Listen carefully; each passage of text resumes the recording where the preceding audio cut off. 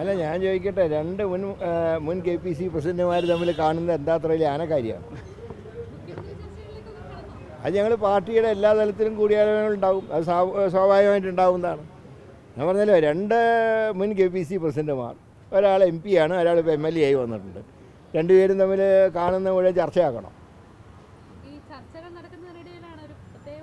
ഒരു പ്രത്യേക കൂടിക്കാഴ്ചയില്ല, ഞങ്ങൾ ഇവിടെ ഉള്ളപ്പോൾ കാണാറുണ്ട്. ഞാൻ അദ്ദേഹം ചിലപ്പോൾ അദ്ദേഹം താമസിക്കുന്ന സ്ഥലത്ത് പോകാറുണ്ട്, അല്ലെങ്കിൽ അദ്ദേഹം ഇവിടെ വരാറുണ്ട്. ഇത് സ്വാഭാവികമായിട്ട് നടക്കുന്നത്. അത് ഇപ്പോഴത്തെ മുഖ്യമന്ത്രി ചർച്ചയായിട്ട് ഒരു ബന്ധവുമില്ല.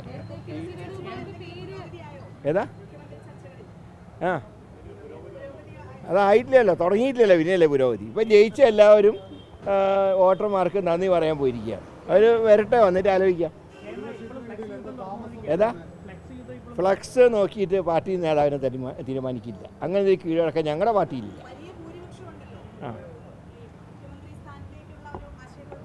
ഒരു ആശയക്കുഴപ്പമില്ല. അതൊക്കെ സെക്കൻഡുകൾക്കുള്ളിൽ തിരഞ്ഞെടുക്കും, ഒരു പ്രയാസവുമില്ല. ഏതാ? കാലതാമസമൊന്നും ഉണ്ടാവില്ല. എന്നാണോ യോഗം ചേരുന്ന അന്ന് പാർട്ടി നേതാവിനെ തിരഞ്ഞെടുത്തിരിക്കും. എൻ്റെ മനസ്സിലുള്ളത് ഞാൻ പറയേണ്ട സ്ഥലത്ത് പറയും.